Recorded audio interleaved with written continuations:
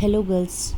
आज का हमारा जो टॉपिक रहेगा वो रहेगा World Trade Organization and Indian agriculture, challenges and priority in the global economy. विश्व व्यापार संगठन तथा भारतीय कृषि, इसके चुनौतियां तथा प्राथमिकताएं। अंतर्राष्ट्रीय अर्थव्यवस्था जो ग्लोबलाइजेशन के कारण बढ़ी है, इसका मैं पहले आपको थोड़ा सा हिस्टोरिकल बैकग्राउंड बताऊंगी। उसके बाद हम इसको करेंगे कि एक्चुअल में वर्ल्ड ट्रेड ऑर्गेनाइजेशन है क्या। वर्ल्ड ट्रेड ऑर्गेनाइजेशन एक संस्था है जिसका अस्तित्व 1 जनवरी 1995 से आया है, और इसका जो अस्तित्व आया है उसके लिए प्रयास जो है 1945 से ही शुरू हो गए थे, 1945 से। और असल में इसके पीछे जो धारणा काम कर रही थी वो ये थी कि जो औपनिवेशिक काल रहा है बहुत सालों तक, इतिहास में आपने 10th तक पढ़ा भी है कि औपनिवेशिक काल रहा है। राष्ट्र जो है, राष्ट्रों के द्वारा दूसरे राष्ट्रों को जो राजनीतिक रूप से पिछड़े हुए थे उनको अपने हितों को साधने के लिए गुलाम बनाया गया और उनका आर्थिक और राजनीतिक शोषण किया गया। तो उसके बाद जब ये औपनिवेशिक जो देश थे, राष्ट्र थे, जब ये आज़ाद हुए तो इनके मन में अंतर्राष्ट्रीय व्यापार के प्रति एक भय की स्थिति बन गई कि अंतर्राष्ट्रीय व्यापार, कहीं ये दोबारा अंतर्राष्ट्रीय व्यापार में आए और दोबारा से कहीं इनको उसी औपनिवेशिक शोषण का सामना ना करना पड़े। तो इस वजह से अंतर्राष्ट्रीय स्तर पर अंतर्राष्ट्रीय व्यापार के संदर्भ में एक सुरक्षात्मक माहौल का निर्माण करने के लिए और दोबारा से अंतर्राष्ट्रीय व्यापार को बढ़ावा देने के लिए प्रयास जो है 1945 में द्वितीय विश्व युद्ध खत्म होने के बाद से ही शुरू हो गए थे। उस समय 2 संस्थाएं अस्तित्व में आई। 1942 में ब्रेटन वुड सम्मेलन हुआ था, उसमें आपकी एक अंतर्राष्ट्रीय मुद्रा कोष जिसे IMF कहते हैं और दूसरा जो है वर्ल्ड बैंक, इन दोनों संस्थाओं की स्थापना की गई। और इनका उद्देश्य था कि अंतर्राष्ट्रीय स्तर पर आर्थिक क्रियाओं को सुधारना, उनको बढ़ावा देना, और जो ये औपनिवेशिक राष्ट्र थे, जो नए नए आज़ाद हुए देश थे, इनको अंतर्राष्ट्रीय स्तर पर सहायता प्रदान करना ताकि ये राष्ट्र अपना विकास कर सके और यहाँ पर जो लोग रहते हैं वो गरीबी की और शोषण की स्थिति से बाहर आ सके, उनका विकास हो सके। तो उसी समय से अंतर्राष्ट्रीय व्यापार को बढ़ावा देने के लिए भी प्रयास शुरू हो गए थे और वार्ताओं का दौर शुरू हो गया था, क्योंकि जो विकसित देश थे उनको भी अंतर्राष्ट्रीय व्यापार की ज़रूरत थी। जैसा कि हम सभी जानते हैं कि उनको कच्चे माल की आवश्यकता भी होती थी और तैयार माल के लिए बाज़ार की आवश्यकता भी थी। तो इसलिए वो अंतर्राष्ट्रीय व्यापार को बढ़ावा देना चाहते थे। और जो अल्प विकसित देश थे उनके लिए अंतर्राष्ट्रीय व्यापार विदेशी पूंजी निर्माण का स्रोत था, तो उनके लिए भी अंतर्राष्ट्रीय व्यापार आवश्यक था। लेकिन जो राजनीतिक माहौल बना उसके बाद से अंतर्राष्ट्रीय व्यापार को लेकर कुछ संशय थे, तो उन संशयों को दूर करने के लिए और एक सुरक्षात्मक और ज़्यादा विश्वसनीय माहौल तैयार करने के लिए वार्ताओं का दौर शुरू हुआ और 8 वार्ताओं के दौर चले। और आखिरी जो वार्ता का दौर था 1988 से शुरू हुआ था और ये लगभग आपका 7 साल चला वार्ता का दौर। और इसको हम उरुग्वे राउंड, क्योंकि ये उरुग्वे नामक जगह पर हुआ था तो इसे उरुग्वे राउंड कहा जाता है। और ये 7-8 साल तक वार्ताओं का दौर चला। और इन वार्ताओं के बाद विकसित और अल्प विकसित देशों के जो राष्ट्राध्यक्ष थे और जो इनके प्रतिनिधि थे, उन्होंने मिलकर और अंतर्राष्ट्रीय स्तर पर जो आपके इकोनॉमिस्ट थे, उन्होंने सब ने मिलकर एक जो है मसौदा तैयार किया, जिस मसौदे का नाम था गैट, जिसको हम जानते हैं, ये मैं आपको जीके के लिए बता रही हूँ, GATT इसका नाम था। इसकी फुल फॉर्म थी general agreement on tariff and trade. ये जो गेट एग्रीमेंट था इस एग्रीमेंट के अंदर अंतर्राष्ट्रीय व्यापार को लेकर कुछ शर्तें, नियम और जो है व्यवस्थाएं की गई थी। तो उन व्यवस्थाओं का एक पूरा प्रस्ताव तैयार किया गया था और जिस व्यक्ति ने किया था वो डंकल नाम के व्यक्ति थे। तो डंकल प्रस्ताव भी कहा जाता है इसको, और इसको गेट एग्रीमेंट भी कहा जाता है। और इसके अनुसार सभी राष्ट्रों के बीच में समझौते हुए सहमति बनी और इसके ऊपर एक क्लोज था MFN, most favoured nation. Most favoured nation, इस मोस्ट फेवर्ड नेशन का मतलब क्या था कि जिन जिन देशों ने उस समय आपका लगभग 124 देशों ने इसके ऊपर साइन किया। और 124 देशों ने इसके ऊपर साइन करने का मतलब था कि उन दो देशों को व्यक्तिगत रूप से समझौतों पर साइन नहीं करना है।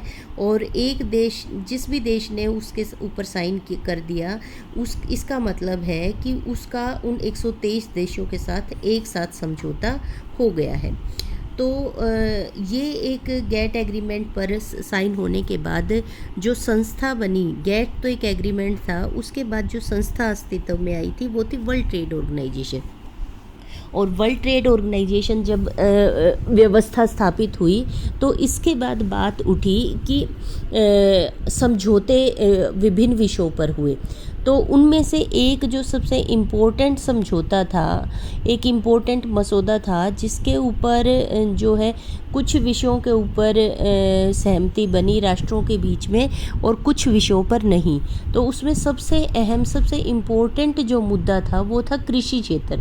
कृषि क्षेत्र के ऊपर जब बात आई, 1 जनवरी 1995 को वर्ल्ड ट्रेड ऑर्गेनाइजेशन आई, तो एग्रीकल्चर को लेकर कुछ बातें तय हुई और कुछ बातों पर अगले दौर की वार्ताओं में सहमति बनने के आसार तय हुए। तो इसलिए सबसे जो कंट्रोवर्शियल मुद्दा था, विवादास्पद मुद्दा था, जिसके ऊपर विकसित और अल्प विकसित देशों में टकराव था, वो था कृषि क्षेत्र।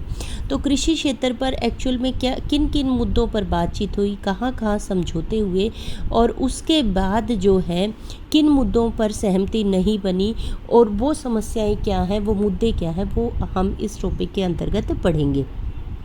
तो सबसे पहले बात करते हैं कि वर्ल्ड ट्रेड ऑर्गेनाइजेशन में गेट एग्रीमेंट के तहत जो 1995 में, जनवरी 1995 में वर्ल्ड ट्रेड ऑर्गेनाइजेशन की जो आपकी इसमें कृषि पर जो सहमति बनी उसके अनुसार क्या था, इसको AOA के नाम से जाना जाता है। The agreement on the agriculture provides framework for the long term reform. Long term reforms की बात की गई, किसमें, जो कृषि व्यापार था, agriculture trade and domestic policies, कृषि पदार्थों को लेकर जो अंतर्राष्ट्रीय व्यापार था और उसके साथ साथ जो कृषि को लेकर घरेलू नीतियां थी, उनके ऊपर आने वाले समय में जो भी नीतियां बननी थी उसके लिए एक फ्रेमवर्क, एक जो है कार्य प्रणाली को तैयार करना था, with the objective of introducing increased market orientation of the agriculture trade. और इस नीति का जो उद्देश्य था वो उद्देश्य था कि कृषि पदार्थों के लिए बाजार का विस्तार करना। और इसके बाद ये बाजार को विस्तार करने के लिए जो नीतियाँ बनाई गई, उन नीतियों को 3 भागों में बांटा गया। तो 3 नीतियाँ को किस किस तरह की थी। एक तो सभी देशों के लिए मार्केट एक्सेस, यानी कि कृषि पदार्थ एक देश दूसरे देश में कृषि पदार्थों की का व्यापार कर सके, इससे क्या होगा, बाजार का विस्तार होगा। तो वर्ल्ड ट्रेड के अंतर्गत कृषि पदार्थों के लिए एक दूसरे देश में आयात निर्यात करने संबंधी नियम बनाए जाएंगे और उन नियमों में ढील दी जाएगी ताकि सभी देश जो है एक दूसरे देशों के अंदर कृषि पदार्थों का व्यापार कर सके, उनके बाज़ारों को, जैसे अमेरिका भारत के बाज़ार के अंदर कृषि प्रोडक्ट्स को बेच सके। इसको बोलते हैं मार्केट एक्सेस, बाज़ार तक पहुँच। तो सबसे पहला था कि अंतर्राष्ट्रीय व्यापार का, वर्ल्ड ट्रेड ऑर्गेनाइजेशन का सबसे पहला उद्देश्य यह था कि कृषि पदार्थ के लिए बाज़ारों तक पहुंच बनाना। दूसरा उद्देश्य जो था, रेगुलेटिंग डोमेस्टिक एक्सपोर्ट। दूसरे जिस विषय के ऊपर बातचीत हुई वो था घरेलू स्तर पर जो कृषि पदार्थों के लिए सब्सिडीज़ दी जाती हैं, सरकारों के द्वारा मदद दी जाती हैं, क्योंकि प्राइमरी सेक्टर है ये सस्टेनेबिलिटी से भी जुड़ा हुआ है। सस्टेनेबिलिटी का मतलब है कि घरेलू रोज़गार से और लोगों की आजीविका से जुड़ा हुआ है, उनके निर्वाह से जुड़ा हुआ है। तो घरेलू स्तर पर भी सरकार के द्वारा समय समय पर जो नीतियाँ बनाई जाती हैं उसका ढांचा तैयार करना, उसको रेगुलेट करना, ताकि वो अंतर्राष्ट्रीय कृषि पदार्थों के व्यापार को सही ढंग से, गलत तरीके से, अनुचित तरीके से प्रभावित ना कर पाए। और तीसरा ये था कंटेनिंग एक्सपोर्ट सब्सिडी। जो कृषि क्षेत्र है, कृषि क्षेत्र में दो तरह की सब्सिडी जैसा कि हम पढ़ चुके हैं। एक हमने देखा कि वो एग्रीकल्चर इनपुट्स पर सब्सिडी है और दूसरा क्या है, फूड सिक्योरिटी पर।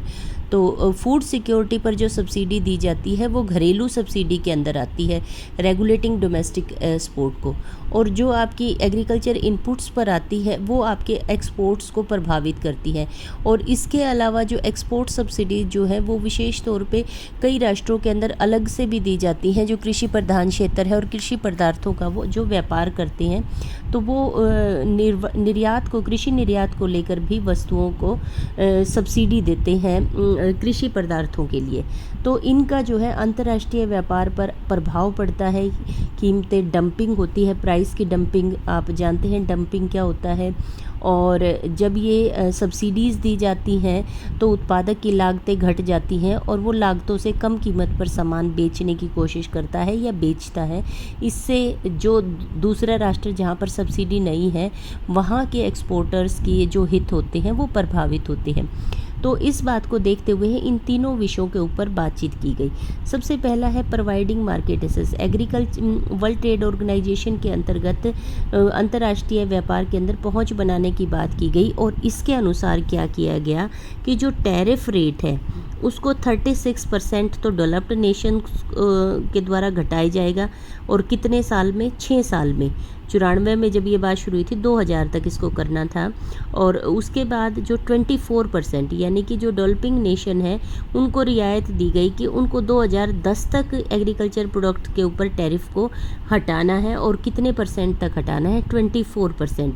तो देखने में तो बड़ी अच्छी बात लग रही है कि एग्रीकल्चर डेवलपिंग नेशंस को तो 24% तक ही बैरियर्स को हटाने हैं और इनको 36% हटाने हैं। और इनको 6 साल में हटाने हैं, इनको 10 साल में हटाने हैं। तो इसका जो मुख्य उद्देश्य है, इसके जो ड्रॉबैक्स है वो हम आगे पढ़ेंगे। अभी हम सिर्फ पॉइंट्स देखते हैं कि क्या क्या प्रोविज़न्स किए गए। तो ये प्रोविज़न किया गया और इसका जो उद्देश्य था मार्केट एक्सेस को बढ़ाना था, जो बाज़ार तक पहुंच है इस अवसर को बढ़ाना था at the 3% of the domestic consumption. यानी कि जो 86-89 के अंदर जो 95 में काउंटिंग हुई थी उसके अनुसार बाज़ार की जो कुल खपत थी, घरेलू खपत, उसके 3% तक विदेशी जो कृषि व्यापार था उसकी कंजम्पशन वो उसका हिस्सा बना था। मतलब कि डोमेस्टिक जितनी कंजम्पशंस थी उसका 3% हिस्सा आपका अंतर्राष्ट्रीय व्यापार खपत होना चाहिए। And rising up to the 5%। और इसको धीरे धीरे करके 5% तक अंतर्राष्ट्रीय व्यापार की खपत देश के अंदर बढ़ाना था। तो सबसे पहला प्रोविज़न ये किया गया। दूसरा जो प्रोविज़न किया गया, reducing domestic sport. Domestic sport को के अंदर क्या था, जो आपका वर्ल्ड ट्रेड ऑर्गेनाइजेशन था उसके अंदर जो AOA था, इसमें डोमेस्टिक स्पोर्ट को 2 भागों में बांटा गया। एक तो ट्रेड को प्रभावित करने वाली नीतियां थी, दूसरा था आपका नॉन ट्रेड पॉलिसीज़, जो व्यापार को प्रत्यक्ष रूप से प्रभावित नहीं करती थी बल्कि अप्रत्यक्ष रूप से प्रभावित करती थी। इन सारी नीतियों को मुख्य तौर पर ट्रेड और नॉन ट्रेड को, इनको 2 भागों में बांटा गया। एक तरफ ट्रेड वाली, दूसरी तरफ नॉन ट्रेड डिस्टोर्टिंग थी। जो ट्रेड डिस्टोर्टिंग थी इनके अंतर्गत जो डोमेस्टिक सपोर्ट दी जाती थी उनको कहा गया एम्बर बॉक्स पॉलिसीज़। उनको कहा गया, ये ध्यान से गर्ल्स, ये बहुत इंपॉर्टेंट है, इनको कहा गया एम्बर बॉक्स पॉलिसीज़। और जो नॉन ट्रेड वाली थी इनकी 3 बॉक्स में इनको डिवाइड किया गया। एक ग्रीन बॉक्स थी, ग्रीन बॉक्स पॉलिसीज़, दूसरा आपकी ब्लू बॉक्स पॉलिसीज़, और तीसरा जो है वो थी आपकी स्पेशल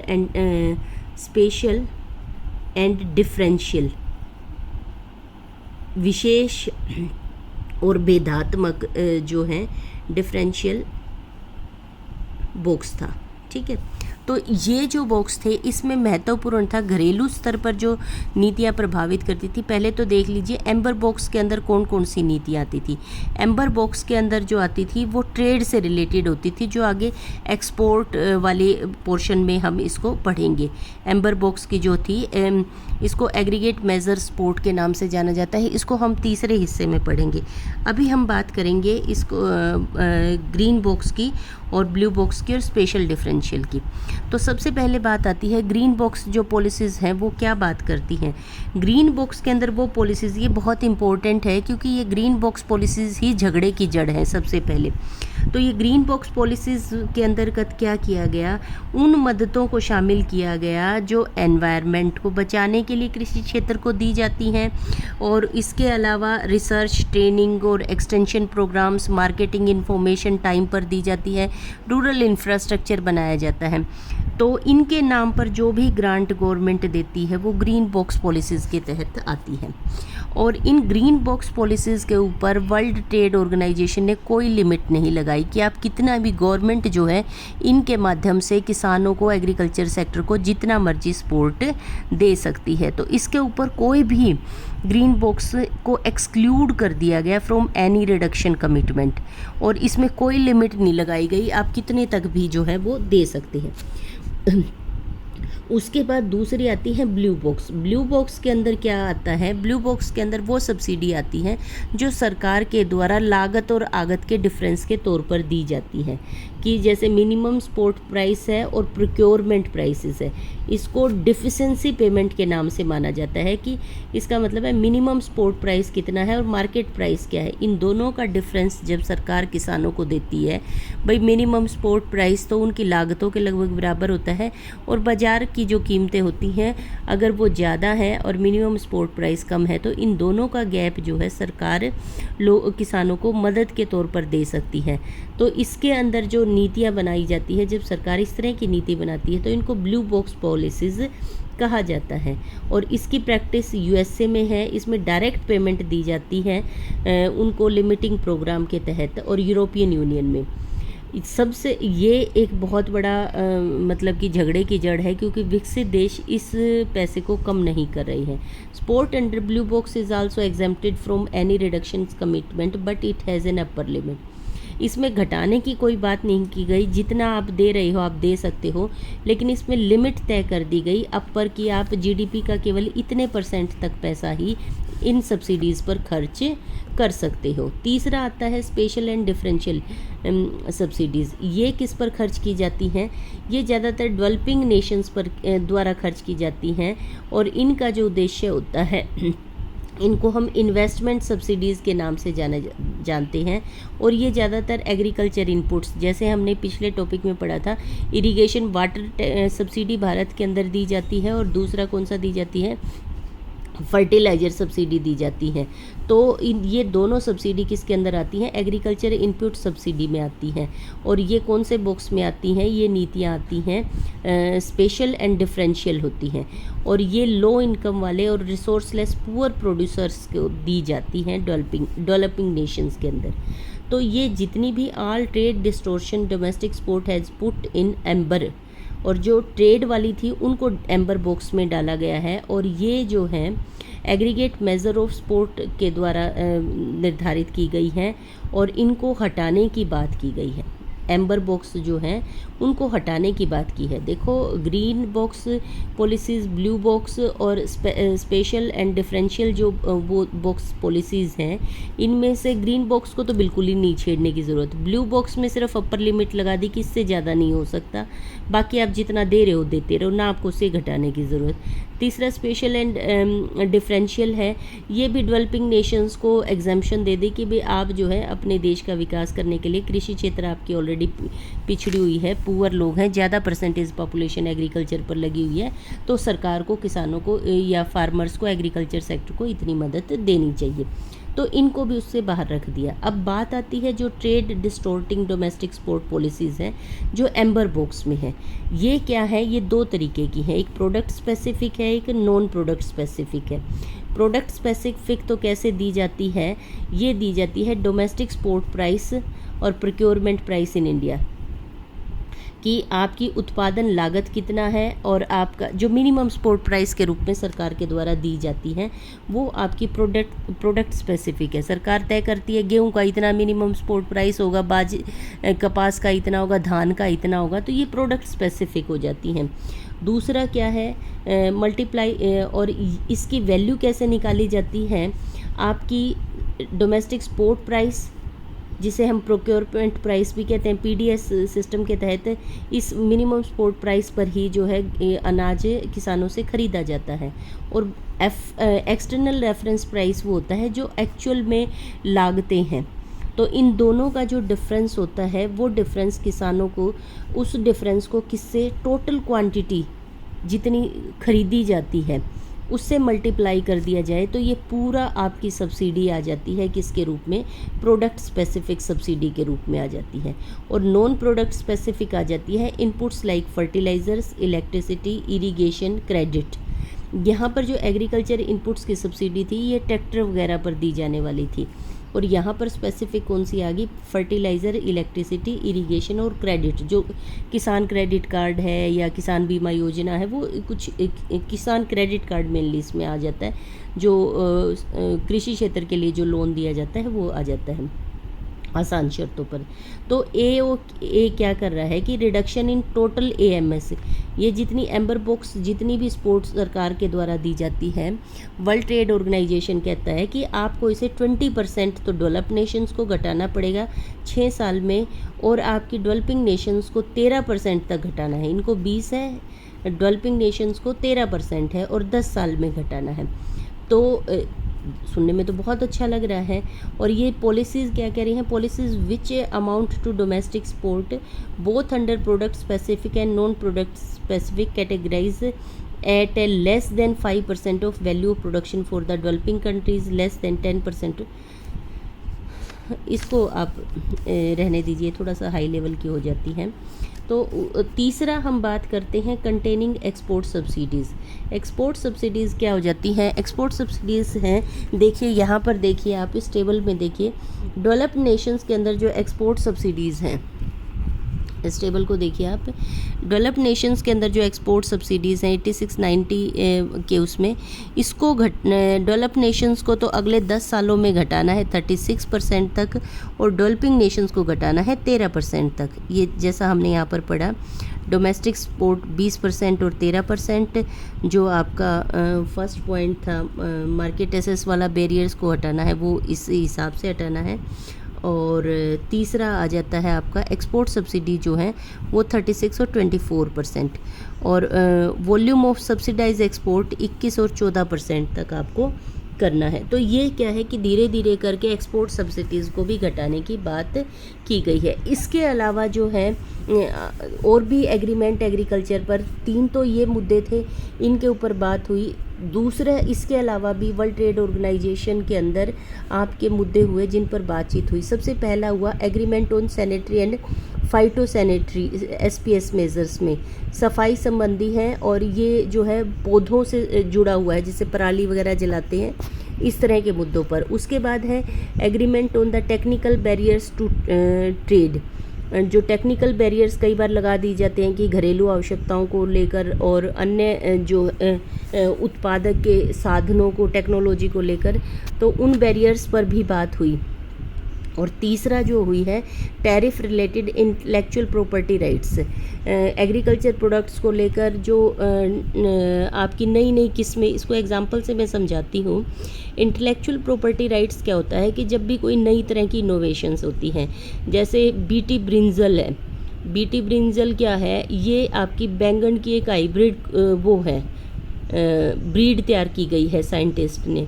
अब वो जो ब्रीड वो की गई है तो उसका वो है पेटेंट करवा लिया जाता है। तो वो जो पेटेंट करवाया जाता है उस नई ब्रीड का, तो उस ब्रीड को कौन यूज़ कर सकता है, कैसे यूज़ कर सकता है, और एक इसमें एक और एग्जांपल ले सकते हैं कि जो ट्रेड ऑर्गेनाइजेशन का जो एक अहम मुद्दा था, ये जो आगे भी आएगा इसमें ट्रिप्स का जो मुद्दा है ये बड़ा कॉम्प्लिकेटेड है। इसके तहत क्या था कि किसान जो नया बीज लेकर या फसल में से बीज रख लेते हैं अगले साल के पैदावार के लिए, भाई ये वाला अनाज बढ़िया था, इसका बीज के तौर पे थोड़ा सा हिस्सा रख लें और अगले साल इसी को बो देंगे और नई फसल आ जाएगी। तो ये वाला जो पॉइंट है वो ट्रिप्स के अंदर कवर होता है कि आपने एक बार बीज ले लिया तो आप उसको फसल उगाओगे और उसको आप अगले साल के लिए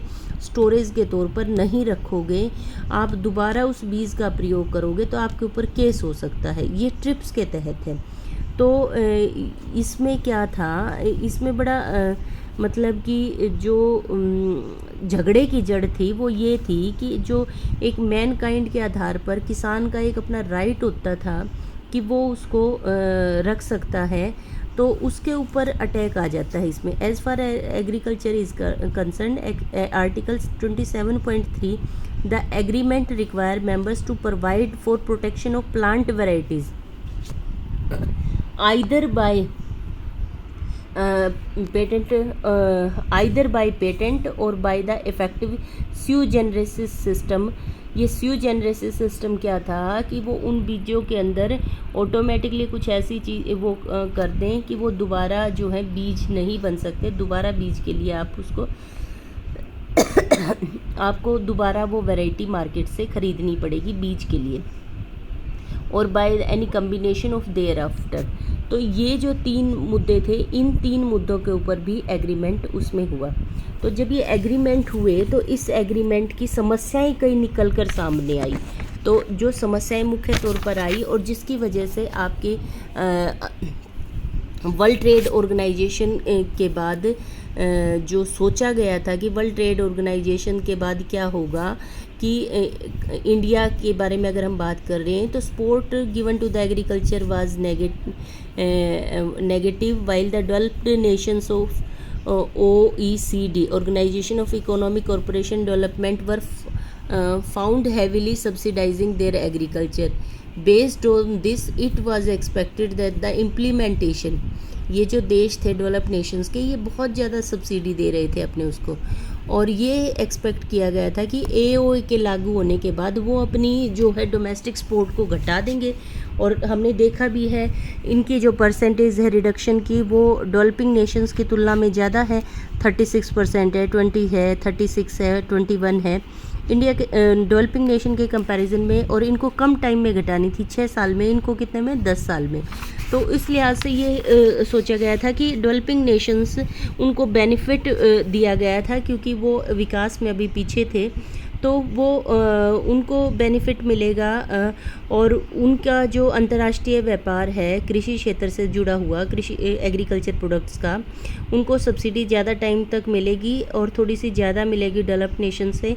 और वो अंतर्राष्ट्रीय व्यापार के अंदर जैसे ही इनकी सब्सिडी कम होगी कीमतें बढ़ेंगी और भारत जैसे डेवलपिंग नेशंस को इसका बेनिफिट मिलेगा। इंटरनेशनल जब प्राइस बढ़ेंगे तो उनको बेनिफिट मिलेगा, क्योंकि जब डेवलप्ड नेशंस की सब्सिडी कम हो जाएगी तो ओबियसली है कि वो सब्सिडी कम होगी तो वो लागतों पर ही एक्सपोर्टर्स एक्सपोर्ट करेंगे, तो लागतें उनकी बढ़ जाएंगी और इससे अंतर्राष्ट्रीय कीमतें बढ़ जाएंगी। और कीमतें बढ़ने से जो डेवलपिंग नेशंस हैं उनको क्या होगा, बेनिफिट होगा। तो वास्तव में ऐसा हुआ नहीं। इंटरनेशनल एग्रीकल्चर प्राइस जो हैं डिक्लाइन हुए हैं WTO के बाद से, और export from the developing countries such as India at the disadvantage. जैसा सोचा गया था कि उनको फ़ायदा होगा, ऐसा हुआ नहीं। इसकी वजह क्या है, in fact all agreements are heavily loaded in favour of developed nations, क्योंकि जो ये जितने भी एग्रीमेंट हमने पढ़े हैं वर्ल्ड ट्रेड ऑर्गेनाइजेशन के हुए हैं, ये सारे एग्रीमेंट्स असल के अंदर जो विकसित राष्ट्र हैं उनके फेवर में है। सबसे पहला पॉइंट क्या है, sport under the green box. हमने पढ़ा कि 4 तरह की थी ना, हमने पढ़ा था कि एम्बर बॉक्स थी, ग्रीन बॉक्स थी, ब्लू बॉक्स थी और स्पेसिफिक और डिफरेंशियल बॉक्स सब्सिडी थी। तो इसमें ग्रीन बॉक्स के ऊपर कोई भी वो नहीं था, मैंने आपको तब भी बताया था तो रिडक्शन कमिटमेंट नहीं थी, तो डेवलप्ड नेशंस ने इसको मैक्सिमम एडवांस उठाने की कोशिश की और उनके अंदर जो जीडीपी का परसेंटेज कह दिया गया, एक तो 100 रुपये का 13 रुपये हो, तो 100 रुपये का 13% तो 13 रुपये हुआ। डेवलप्ड नेशंस का जीडीपी ऑलरेडी 1000 रुपये, एक कंपैरिजन कर सकते हैं आप। फिक्टियस फिगर दे रही हूँ मैं आपको समझाने के लिए कि डेवलप्ड नेशंस की जीडीपी ऑलरेडी ज़्यादा है, उनकी 1000 रुपये है, और भारत जैसे डेवलपिंग नेशन है उनकी 100 रुपये जीडीपी है। अब वो 1000 रुपये का 13% करेंगे तो वो कितना हो गया, 13% हो गया लगभग 130 रुपये। और भारत जैसे देश में ये हुआ 100 रुपये जीडीपी है, जीडीपी का 13% कितना हो गया, 20% भी अगर करें तो इंडिया के अंदर 20 रुपये एग्रीकल्चर सेक्टर पर खर्च हो रहे हैं, उनके 130 रुपये खर्च हो रहे हैं। तो ग्रीन बॉक्स के नाम पर वो जो परसेंटेज दे रहे हैं सब्सिडी का, और इसके ऊपर कोई चेक भी नहीं है। तो जो अगर हम बात करें रियल में बात करते हैं तो उनका जीडीपी ज़्यादा, और वो 13 से 14% तक जीडीपी का खर्च कर रहे हैं, जबकि भारत के अंदर ग्रीन बॉक्स के ऊपर लगभग कितना खर्च किया जा रहा है, 2.34 किया जा रहा है। और सिर्फ इतना ही नहीं, developed nations have succeeded in getting major advantage under blue box support, they have used the ambiguity in the definition. इसके अंदर जो घुमावदार डेफिनेशन है उसका फ़ायदा उठा रहे हैं, और इस तरह की स्पोर्ट्स मतलब कि स्पोर्ट्स को रख उसके नीचे रखते हैं ग्रीन बॉक्स पॉलिसीज़ में, और वो एक्चुअल में होती दूसरे उसमें है। लैंग्वेज को घुमाकर वो क्या करते हैं, shift sport from non exempted category to exempted category, मतलब कि स्पोर्ट को वो टाइटल एग्जेम्प्टेड कैटेगरी का दे देते हैं जबकि वो होती दूसरी है, और इससे वहाँ इसके नाम पर वो अपने किसानों को ज़्यादा सब्सिडी दे रहे हैं। इसके अलावा है the developed countries have not shown much willingness to cut down their subsidy. उन्होंने सब्सिडी को जितना उसके अंदर लिखा हुआ है कि इतना वो कट करेंगे, इतने साल के बाद भी ये स्टडीज़ हैं, आपको इतना ज़्यादा नहीं लिखना है। आप नीचे वाले पॉइंट पर आ जाइए कि since agriculture constitute a very small part of developed country between 2 to 4%, these countries provided high level of subsidy, बहुत ज़्यादा सब्सिडी किसानों को दे रहे हैं और 50% तक दे रहे हैं। और डेवलप्ड कंट्री जो है वो 1-2% ऑफ देयर टोटल जीडीपी का बनता है उनका, क्योंकि उनके ऑलरेडी जीडीपी बहुत ज़्यादा है। तो as against this developed countries would require about 14% of GDP, मतलब कि वो 2-4% के नाम पे भी जितनी सब्सिडी दे रहे हैं वो खर्चा कर रहे हैं कृषि क्षेत्र पर, वो हमारे 14-15% के बराबर हो जाता है अगर नेट अमाउंट देखा जाए तो। और इसका नतीजा क्या हो रहा है कि डेवलप्ड नेशंस के सामने एग्रीकल्चर के मामले में टिक नहीं पा रहे हैं। उसके बाद है as far as the reduction of tariff by developed countries by higher margin 36 is concerned, जो थामा राजंशी है, इनकी स्टडी क्या कहती हैं, डेवलप्ड कंट्रीज जो हैं उन्होंने अपनी एग्रीकल्चर को बढ़ाने के लिए वर्ल्ड ट्रेड ऑर्गेनाइजेशन की शर्तें लागू होने से पहले ही टैरिफ इतना ज़्यादा उनके ऊपर जो एक्सपेंडिचर है वो इतना ज़्यादा बढ़ा दिया था डोमेस्टिक प्राइस लेवल पे, their agriculture substantially reach the peak level of tariff before the Uruguay round, so that वो टैरिफ उन्होंने इतना ज़्यादा बढ़ा दिया था कि 36% उसमें रिडक्शन कर रही है, तो वह 36% भी टोटल टैरिफ की ऑलरेडी बहुत ज़्यादा है। और दूसरा ये कहते हैं कि AO did not mandate reduction in absolute terms, ये सिर्फ रिलेटिव परसेंटेज में बात कर रहा है। मैंने बताया ना, एक तो 100 का 13%, एक 1000 का 13%, तो 1000 का 13% तो 130 ऑलरेडी वो भी बहुत ज़्यादा हो जाता है। तो रिलेटिव टर्म्स में बताया गया है, परसेंटेज तो 36 और 20% दिख रही है, लेकिन एब्सोल्यूट टर्म्स में जब हम बात करते हैं तो क्योंकि उनका जीडीपी ऑलरेडी ज़्यादा है तो वो रिलेटिव टर्म्स में जो अमाउंट निकल कर आती है वो एब्सोल्यूट में उनसे ज़्यादा होती है। उसके बाद क्या है, requirement of mandatory reductions being on the unweighted basis enable developed countries to lower the higher tariff on the product of export interest to the developing countries by only minimum level of around 15% and make substantial reduction in terms of not so much trade relevant to the latter. मतलब कि वो उन्होंने जो reductions की है वो unweighted reductions की है। उसके बाद हम बात करते हैं एक्सपोर्ट सब्सिडी की। High level of export subsidies granted by the high level of export subsidies are granted by the developed countries constitute the most trade distorting practice, as correctly pointed out by the Thama Rajakshi. The AOA has structured in such a way as to deny increased market access to developing countries. और वो subsidies बढ़ाने की वजह से developing Nations जो है उनकी market में एंटर नहीं कर पा रहे हैं। उसके बाद बात आती है कि जो एग्रीकल्चर प्रोडक्ट्स जो डेवलप्ड नेशंस हैं उनके द्वारा प्राइस डंपिंग की जा रही है। वो क्या कर रहे हैं, कॉस्ट ऑफ प्रोडक्शन से नीचे अपने सामान को बेच रहे हैं। This place the agriculture export of a number of developing countries at a competitive disadvantage. उसके बाद आता है कि द डेवलप्ड कंट्रीज़ है also taken refuge under the SPS agreement and TBT agreements to selectively ward off imports from developing countries by imposing high standards. Environment के नाम पर और बहुत सारी चीज़ों के नाम पर, जैसे जो है डेवलप्ड कंट्रीज़ हैं कह देते हैं कि फर्टिलाइज़र्स के अमाउंट ज़्यादा है, एनवायरनमेंट को ये परेशान कर रहा है, एनवायरनमेंट को डिस्टर्ब कर रहा है। तो इस तरह के बहुत सारे TBT एग्रीमेंट्स और SPS एग्रीमेंट्स जैसा कि हमने यहाँ पर पढ़े थे। TBT हैं टेक्निकल बैरियर्स हैं और सैनिटरी और फाइटो सैनिटरी हैं, ये जुड़े हुए हैं एनवायरनमेंट से और टेक्निकल से। इस तरह के बैरियर की आप इस तरह की फार्मिंग करके जो आप प्रोडक्ट भेज रहे हो उसमें चाइल्ड लेबर का यूज़ हुआ है, या फिर इसमें जो फर्टिलाइज़र्स की अमाउंट है वो ज़्यादा है, इससे एनवायरनमेंट को नुकसान हो रहा है, तो इसकी प्रोडक्शन को बढ़ावा नहीं दिया जाएगा। तो इस तरह के जो एग्रीमेंट्स के नाम पर जो है वो इंपोर्ट्स को बंद कर देते हैं, या उनके ऊपर स्टैंडर्ड्स के नाम पर उनके ऊपर सैंक्शंस लगा जाते हैं, जिसकी वजह से डेवलपिंग नेशंस वहाँ पर उन इंटरनेशनल स्टैंडर्ड्स को मीट करने में उनका सामना करने में पीछे रह जाते हैं और अंतर्राष्ट्रीय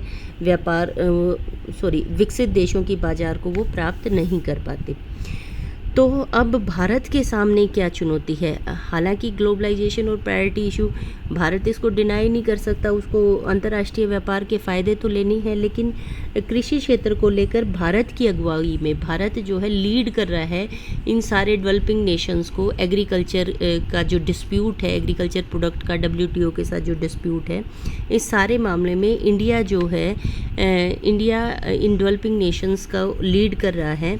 और उसके आधार पर इंडिया के सामने जो चुनौतियां हैं और जो इंडिया को सामने रख कर काम करना है, वो जो उसके प्लान का हिस्सा है, तो सबसे पहली जो प्रिंसिपल है इसको चैलेंज को करने के लिए इंडिया को क्या करना है, along with other developing Nations should press clubbing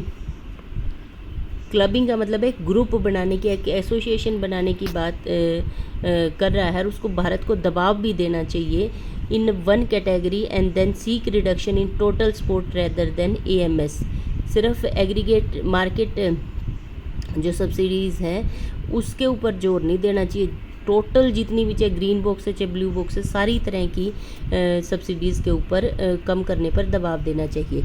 उसके बाद है इनको अपना जो भारत जैसे देशों में बहुत बड़ी पॉपुलेशन एग्रीकल्चर सेक्टर पर डिपेंड करती है, वहाँ पर 2 से 4% है, और इंडिया में देखें तो अभी भी हमारी 58% है। डेवलपिंग नेशंस की सबसे बड़ी पहचान ही है कि high dependence of population on agriculture sector रहती है, कृषि क्षेत्र के ऊपर जनसंख्या की निर्भरता ज़्यादा है।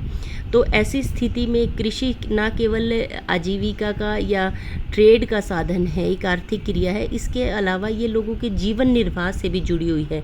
फूड सिक्योरिटी का मामला भी इसके साथ जुड़ा हुआ है, और पॉवर्टी इरेडिकेशन भी इसके साथ जुड़ा हुआ है। तो इसलिए इंडिया जैसे नेशंस को इस विषय के अंदर एक अलग से लिमिट बनवाने की ज़रूरत है। Food self sufficiency at the national level is desirable so that the reliance on trade can be kept with in limit. तो व्यापार और अभी जो मुद्दा चल रहा है वो व्यापार और सस्टेनेबिलिटी का ही चल रहा है कि व्यापार के नाम पर जो नीतियां बनाई जा रही हैं उससे जो निर्वाह है लोगों का, कृषि आधारित कृषि पर निर्भर लोगों का, वो जो है वो सस्टेनेबिलिटी है, निर्वहन जो है वो प्रभावित होता है। उसके बाद बात आती है नेक्स्ट पॉइंट आता है, world market prices are liable to more year to year fluctuations than the domestic price. World market जो प्राइसेस हैं वो साल दर साल घरेलू कीमतों से प्रभावित हो रहे हैं। तो जो dismantling of trade barrier is likely to increase the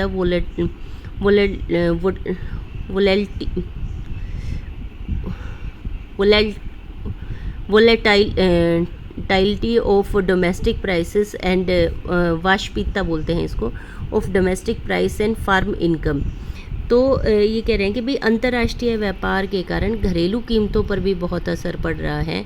तो ट्रेड बैरियर्स को हटाकर जो घरेलू कीमतों के ऊपर और फार्मर इनकम के ऊपर असर पड़ता है, तो इसके लिए प्रॉपर जो है कदमों की ज़रूरत है। When there is an incident of dumping by the countries having bumper harvest, therefore due to precautions has to be taken in case of large scale import of agriculture commodities. क्योंकि जब पहले ही कीमतें कम हैं और जब बाहर से भी आयात आ जाएंगे कम कीमतों वाले, तो जो घरेलू कीमतें हैं उनके ऊपर बहुत गहरा असर पड़ेगा और इससे जो सेलर्स हैं, फार्मर्स हैं, उनके सेल के ऊपर काफ़ी असर पड़ेगा। उसके बाद है राव और जेमी पॉइंट कहते हैं कि globalisation adversely affect certain areas, certain crops and some group of people. क्योंकि सभी तो एक्सपोर्ट में लगे नहीं हुए हैं। इंडिया जैसे देश में ऑलरेडी जो है पॉपुलेशन इतनी ज़्यादा है, घरेलू बाज़ार ही इतना बड़ा है, तो सारे लोग और सारी फसलें और सभी क्षेत्रों से एक्सपोर्ट नहीं होता, उसका वो लिमिटेड एरिया से लिमिटेड क्रॉप्स तक ही लिमिटेड है। तो ऐसे में जो जो कृषि क्षेत्र जो एक्सपोर्ट से, कृषि पदार्थों के एक्सपोर्ट से नहीं जुड़े हुए हैं, उनके लिए नेसेसरी सेफ्टी नेट्स की बहुत ज़रूरत है, फसलों के बचाने के लिए, लोगों को बचाने के लिए और रीजन्स को बचाने के लिए। नेक्स्ट आता है आपका the India's domestic export to agriculture is presently below the limit of 10%.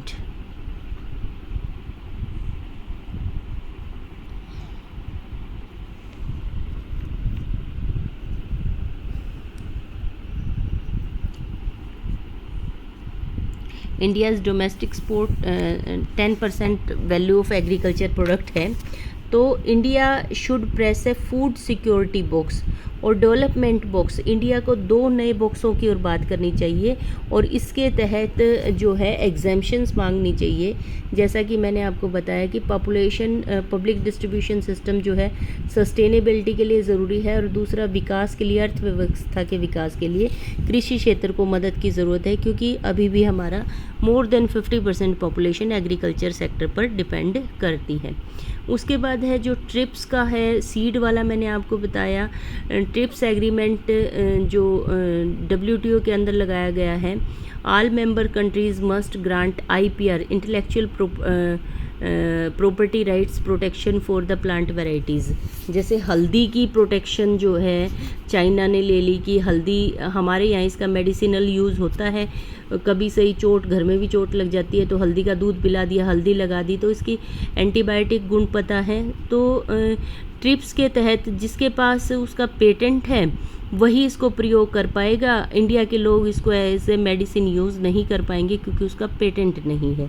तो इस तरह के क्लोजेस को देखते हुए डेवलपिंग नेशंस ने को चाहिए कि वो जो है इस तरह की प्लांट वैरायटी जो काफ़ी समय से यहाँ किसानों द्वारा बोई जा रही हैं, उनके लिए उनको already automatically IPR intellectual property rights जो हैं वो मिल जाएं।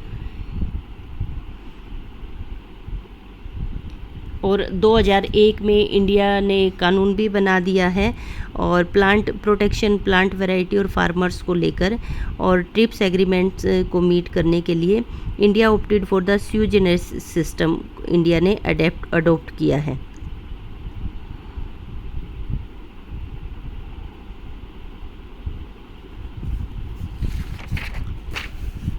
उसके बाद लास्ट आता है as argued in the section in agriculture, investment जो एग्रीकल्चर सेक्टर के अंदर है, पब्लिक इन्वेस्टमेंट वो काफ़ी घटी है। पब्लिक इन्वेस्टमेंट होती है एग्रीकल्चर के ऊपर इन्वेस्टमेंट, इरिगेशन फैसिलिटीज़ पर और कैनाल वगैरह खुदवाने पर और इम्प्लीमेंट्स फर्टिलाइज़र्स पर जो सपोर्ट दी जाती है, अरेंज किया जाता है।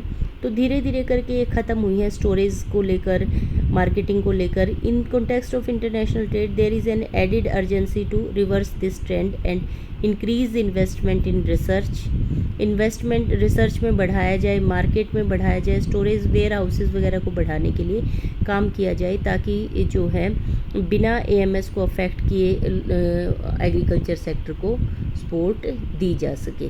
तो ये आपका लास्ट यूनिट थी एग्रीकल्चर से, सेकंड यूनिट से लास्ट टॉपिक था वर्ल्ड ट्रेड ऑर्गेनाइजेशन और कृषि क्षेत्र। इसके अंदर पहले हमने पढ़ा कि वर्ल्ड ट्रेड ऑर्गेनाइजेशन के तहत कृषि को लेकर क्या क्या प्रोविज़न्स बनाए गए हैं, फिर उसके इम्पैक्ट्स देखे गए हैं, नेगेटिव इम्पैक्ट्स क्या हैं, और फिर सजेशंस दिए गए हैं कि किन किन बिंदुओं के ऊपर भारत जैसे डेवलपिंग नेशंस को स्टैंड लेना चाहिए। और यही क्वेश्चन बनता है कि कृषि क्षेत्र के ऊपर इसको कहेंगे हम, क्वेश्चन बनेगा आपका अंतर्राष्ट्रीय व्यापार संघ का कृषि पर क्या प्रभाव पड़ा है और इसको लेकर भारत जैसे अल्प विकसित या विकासशील देशों के सामने क्या चुनौतियां हैं, और उन चुनौतियों से निपटने के लिए सुझाव दीजिए। तो पूरा क्वेश्चन इस तरीके से बनता है और ये क्वेश्चन इम्पोर्टेंट है, आ सकता है, तो आप इसको लिख लें।